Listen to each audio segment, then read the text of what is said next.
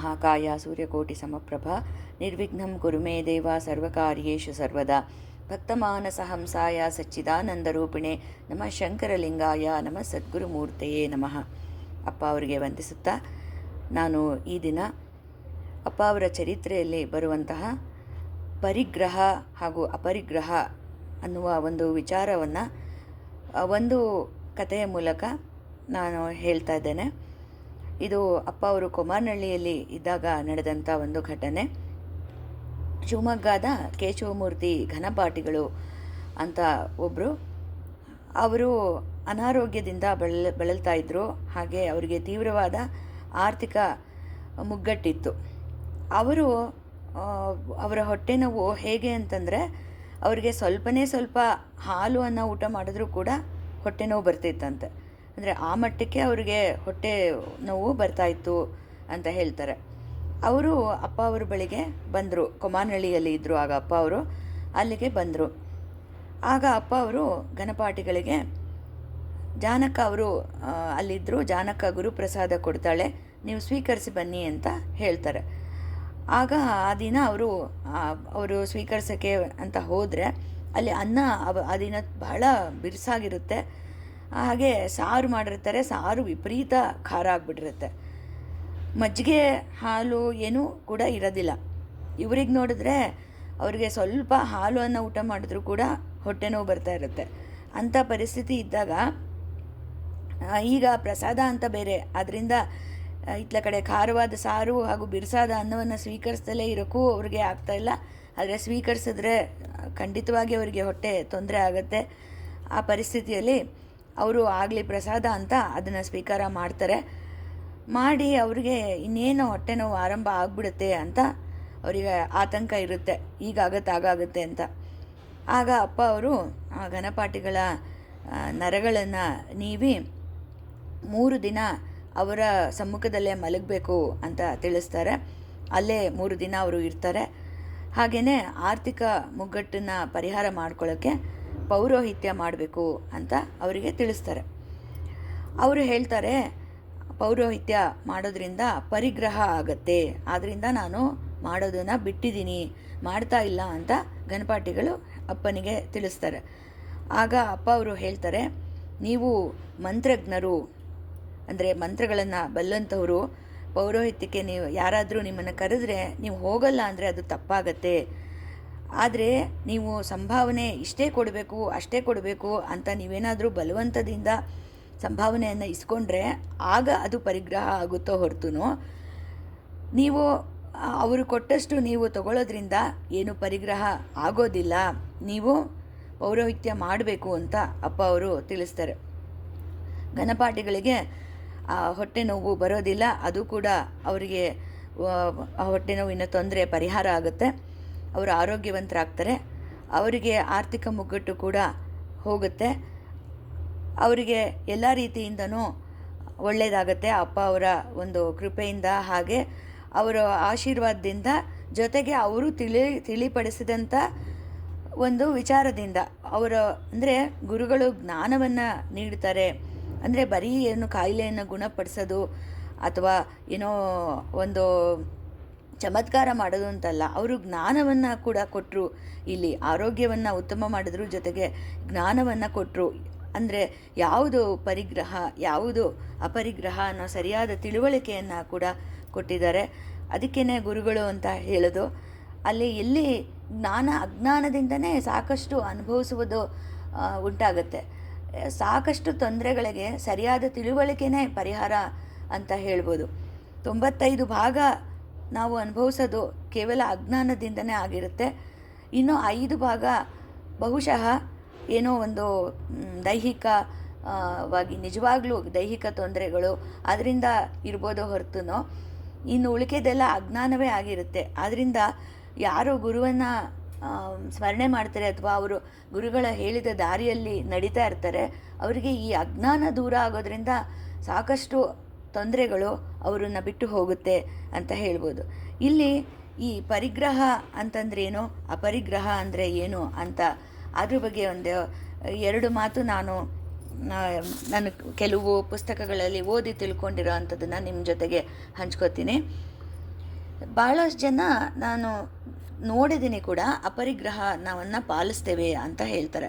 ಅಪರಿಗ್ರಹವನ್ನು ಪಾಲಿಸ್ತೇವೆ ಅಂತ ಹೇಳಿಬಿಟ್ಟು ಅವರು ಯಾರ ಹತ್ರನೂ ಏನೂ ತೆಗೆದುಕೊಳ್ಳೋಲ್ಲ. ಯಾರಾದರೂ ಏನಾದರೂ ಕೊಟ್ಟರೆ ಅದನ್ನು ತೆಗೆದುಕೊಳ್ಳೋದಿಲ್ಲ, ನಾವೇನೂ ತೆಗೆದುಕೊಳ್ಳಲ್ಲ ಇನ್ನೊಬ್ಬರಿಂದ ಅಂತ ಹೇಳ್ತಾರೆ.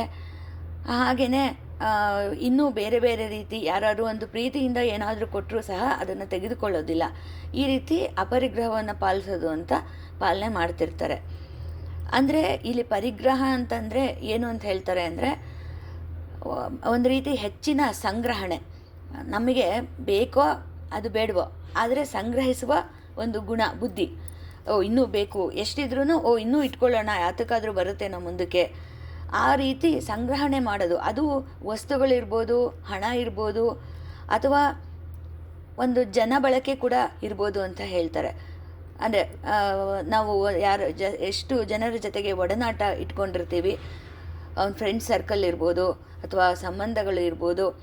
ಹಾಗೆಯೇ ಈ ಎಲ್ಲ ರೀತಿಯ ಒಂದು ಪರಿಗ್ರಹ ಅಷ್ಟೇ ಅಲ್ಲದಲೇ ಈ ಪರಿಗ್ರಹ ಅನ್ನೋದು ಒಂದು ಮಾನಸಿಕ ಮಟ್ಟದಲ್ಲಿ ಕೂಡ ನಾವು ಹೇಳ್ಬೋದು. ಈಗ ನಮಗೆ ಬೇಕೋ ಅದು ಬೇಡವೋ, ಅದರ ಅವಶ್ಯಕತೆ ಇದೆಯೋ ಇಲ್ವೋ, ಆದರೂ ಕೂಡ ನಾವು ಎಷ್ಟೋ ಬಾರಿ ಈ ಮೊಬೈಲನ್ನು ತಿರುಗಿಸ್ತಾ ಇರ್ತೇವೆ.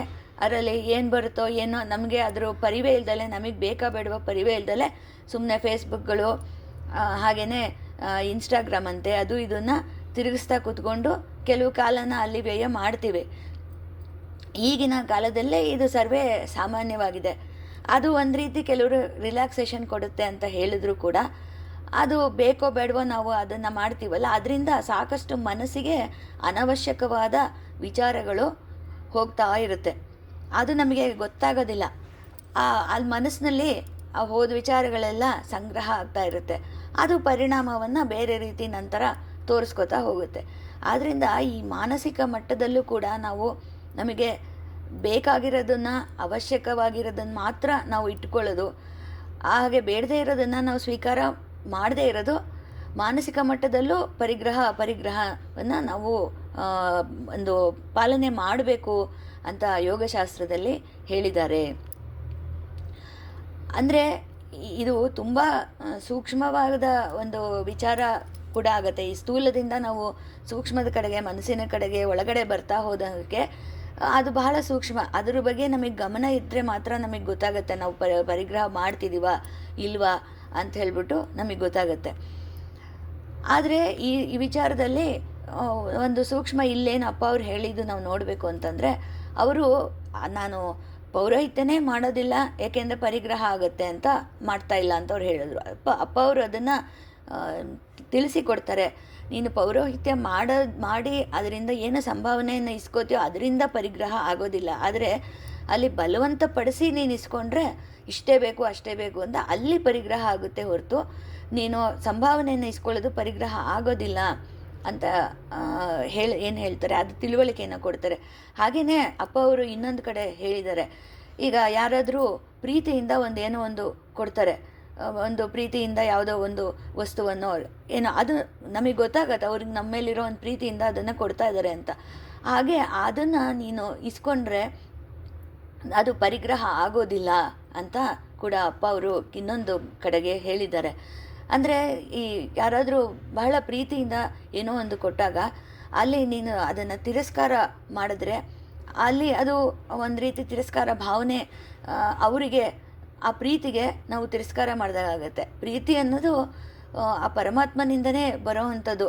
ಅಪ್ಪ ಅವರೇ ಸ್ವತಃ ಹೇಳಿದ್ದಾರೆ, ಪ್ರೀತಿ ಅನ್ನೋದು ಎಲ್ಲೆಲ್ಲಿ ಹೇಗೆ ತೋರ್ಕೊಳ್ಳುತ್ತೆ, ಪ್ರಾಣಿಗಳಲ್ಲಿ ಒಂದು ಕರುಣೆ ಆಗಿ ಆ ರೀತಿ ಎಲ್ಲದೂ ಪ್ರೀತಿನೇ ಅಂತ ಹೇಳಿಬಿಟ್ಟು ಅಪ್ಪ ಅವ್ರು ಹೇಳಿದ್ದಾರೆ. ಅದನ್ನು ಒಂದು ಇದರಲ್ಲಿ ನಾನು ಹೇಳ್ತೀನಿ. ಹಾಗಾಗಿ ಆ ಪ್ರೀತಿಯನ್ನು ನಾವು ತಿರಸ್ಕಾರ ಮಾಡಿದ್ರೆ ಅಲ್ಲಿ ಪರಮಾತ್ಮನನ್ನು ತಿರಸ್ಕಾರ ಮಾಡ್ದಂಗೆ ಆಗುತ್ತೆ. ಅದರಿಂದ ಅಲ್ಲಿ ನಾವು ತಗೊಂಡ್ರೆ ಅದು ಪರಿಗ್ರಹ ಅಂತ ಆಗೋದಿಲ್ಲ, ಪರಿಗ್ರಹ ಆಗೋದಿಲ್ಲ. ಈ ರೀತಿ ಈ ಪರಿಗ್ರಹ ಅಪರಿಗ್ರಹದ ಪರಿಕಲ್ಪನೆ ನಮ್ಮಲ್ಲಿ ಒಂದೇ ಸಲ ಆಳವಾಗಿ ಬೇರೂರಲ್ಲ. ಅದಕ್ಕೆ ನಾವು ಸತತ ಒಂದು ಅಭ್ಯಾಸದಲ್ಲಿ ಇರಬೇಕು. ಅಭ್ಯಾಸದಲ್ಲಿ ಇದ್ದು ಅದನ್ನು ನಾವು ಏನು ಮಾಡ್ತಿದ್ದೀವಿ ಅಂತ ನಮ್ಮನ್ನು ನಾವೇ ಅವಲೋಕನ ನಾವು ಪ್ರತಿದಿನ ಮಾಡ್ಕೋತಾ ಇದ್ದಾಗ ನಮಗೆ ಅದರದ್ದು ಪರಿಕಲ್ಪನೆ ನಿಖರವಾಗಿ ಬರ್ತಾ ಹೋಗುತ್ತೆ ಅಂತ ಹೇಳ್ಬೋದು.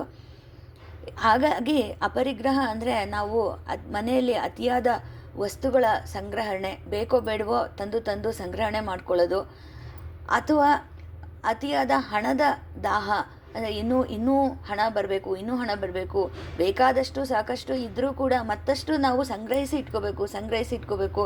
ಹೆಚ್ಚಾಗಿದ್ದನ್ನು ನಾವು ಅದನ್ನು ದಾನವೋ ಅಥವಾ ಇನ್ನೊಂದು ಯಾವುದೋ ಯಾರಿಗಾರು ಅನುಕೂಲ ಆಗುತ್ತೆ ಒಂದು ವೇಳೆ ಅಂತಂದರೆ ಅದು ಕೊಡೋದು, ಆ ರೀತಿ ಏನೂ ಮಾಡ್ದಲೇ ಸುಮ್ಮನೆ ಅದನ್ನು ಹೆಚ್ಚು ಹೆಚ್ಚು ಸಂಗ್ರಹಿಸಿ ಇಟ್ಕೊಳ್ಳೋದು, ಇದೆಲ್ಲ ಪರಿಗ್ರಹ ಆಗುತ್ತೆ.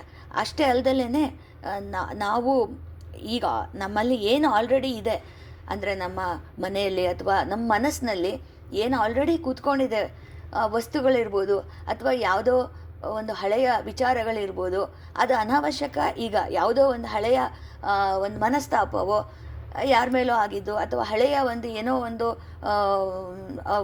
ಇಬ್ಬರು ನಡುವೆ ಆದ ವೈಪರೀತ್ಯವೋ ಏನು ಬೇಕಾದರೂ ಇರ್ಬೋದು, ಇದನ್ನೆಲ್ಲ ಮನಸ್ಸಲ್ಲೇ ಇಟ್ಕೊಂಡ್ಬಿಟ್ಟು ಅದನ್ನು ಮತ್ತೆ ಅದು ತಿರ್ಗಾ ಅದು ಮನಸ್ಸಿಗೆ ನಮಗೆ ಬಂದು ಅದೇನು ಭಾವನೆ ಆ ಒಂದು ಸಮಯದಲ್ಲಿ ನಮಗಾಗಿತ್ತೋ ಆ ಭಾವನೆ ಬೇಕಿಲ್ಲದೆ ಹೋದರೂ, ಈಗ ಅದರ ಅವಶ್ಯಕತೆ ಇಲ್ಲದೆ ಹೋದರೂ ಬಂದು ನಾವು ನಮ್ಮನ್ನು ಒಂದು ಕಾಡುವಂಥ ವಿಚಾರ ಸಾಕಷ್ಟು ನೋಡ್ಬೋದು ನಾವು ಈಗಿನ ಕಾಲದಲ್ಲಿ. ಆದರೆ ಎಲ್ಲದರಿಂದನೂ ಹೊರಗೆ ಬರಬೇಕು ಅಂದರೆ ಇರೋದ್ರಲ್ಲೂ ಕೂಡ ನಾವು ಆರಿಸಿ ಹೊರಗೆ ಹಾಕ್ತಾ ಹೋಗಬೇಕು. ವಸ್ತುಗಳಿರಲಿ, ಹೆಚ್ಚಿನ ಹಣವಿರಲಿ, ಅಥವಾ ಮನಸ್ಸಿನಲ್ಲಿ ಇರೋ ಅನಾವಶ್ಯಕವಾದ ಒಂದು ವಿಚಾರಗಳಿರಲಿ, ಅವನ್ನೆಲ್ಲ ಹೊರಗೆ ಹಾಕೋದು ಕೂಡ ಅಪರಿಗ್ರಹವೇ. ಬರೀ ತಗೊಳ್ಳೋದು, ಇನ್ನೊಬ್ಬರಿಂದ ತಗೊಳ್ಳದೇ ಇರೋದು ಅಪರಿಗ್ರಹ ಅಲ್ಲ. ಈಗ ಆಲ್ರೆಡಿ ಇರೋದನ್ನು, ಅದು ಬೇಡದೇ ಇರೋದನ್ನು ಹೊರಗೆ ಹಾಕೋದು ಕೂಡ ಅಪರಿಗ್ರಹವೇ. ಹೀಗೆ ಇದು ತುಂಬ ಡೆಪ್ತು ಇದೆ ಈ ವಿಚಾರದಲ್ಲಿ. ಇದು ಒಂದೇ ಸಲಕ್ಕೆ ಅದೇ ನಾನು ಹೇಳಿದ ಹಾಗೆ ಇದನ್ನ ಎಲ್ಲ ರೀತಿಯ ಅವಲೋಕನದಿಂದನೇ ಮಾತ್ರ ಇದನ್ನು ನಾವು ಪಾಲಿಸೋದಕ್ಕೆ ಸಾಧ್ಯ ಅಂತ ಹೇಳ್ತಾ, ಗುರುಗಳ ಕೊಟ್ಟ ತಿಳುವಳಿಕೆಗೆ ನಿಜವಾಗ್ಲೂ ನಾವು ತಲೆಬಾಗಬೇಕು. ಅಪ್ಪ ಅವರಿಗೆ ನನ್ನ ಹೃದಯಪೂರ್ವಕ ನಮಸ್ಕಾರಗಳನ್ನು. ಈ ಒಂದು ವಿಚಾರವನ್ನು ತಿಳಿಸ್ಕೊಟ್ಟಿದ್ದಕ್ಕೆ ನಮಸ್ಕಾರಗಳನ್ನು ತಿಳಿಸ್ತಾ ನಾನು ಈ ಒಂದು ಪ್ರಸಂಗವನ್ನು ಮುಕ್ತಾಯ ಮಾಡ್ತೇನೆ. ಹೀಗೆ ಸಾಕಷ್ಟು ಗುರುಗಳ ಚರಿತ್ರೆಯಲ್ಲಿ ನಾವು ತಿಳ್ಕೋಬೇಕಾದ ವಿಚಾರಗಳು ಇರುತ್ತೆ. ಅದನ್ನು ನಾವು ಅವಲೋಕನೆ ಮಾಡಿ ತಿಳ್ಕೊತಾ ಹೋಗಬೇಕು. ಈ ಪ್ರಯಾಣದಲ್ಲಿ ನಾವು ಜೊತೆಯಾಗಿ ಇರೋಣ ಅಂತ ಹೇಳ್ತಾ ತಮ್ಮೆಲ್ಲರಿಗೂ ನಮಸ್ಕಾರಗಳನ್ನು ತಿಳಿಸ್ತೇನೆ. ಗುರುದೇವ ದತ್ತ. ಜೈ ಶಂಕರಲಿಂಗ.